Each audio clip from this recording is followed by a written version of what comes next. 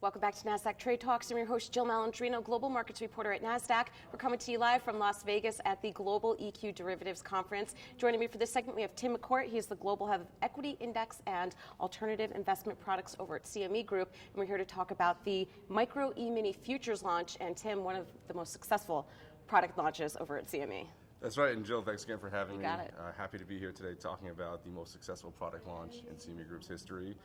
It's been absolutely exciting to watch. It's exceeded all of our wildest expectations to date. Yeah, I mean, great market to open it. We finally have some volatility back into the market for the month of May. 2.6 million contracts traded in the first week of trading from 107 countries. That's unbelievable. Right. That's right, and it's only grown from there. You know, we crossed the 5 million kind of contract threshold earlier this week. We're closing in on 7 million contracts across all four, and trading over 100 countries this early on in a product growth with 27% of the volume coming from outside of the U.S. has been phenomenal. You know, to see this, you know, in the first 3-4 weeks of a contract launch is amazing. All right, now Nasdaq, we've partnered with you as well on the NDX.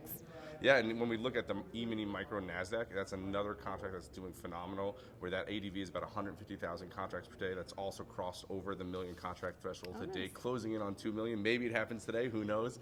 But that's also been awesome, and I think when we look at how the active individual trader is trading the market, the Nasdaq 100 remains, a red-hot trade for everyone, and the fact they have this new Micro E-mini contract to use to put those trades on or hedge against existing positions, I think is a welcome addition to the market. Are you seeing a lot of growth of retail trading in futures?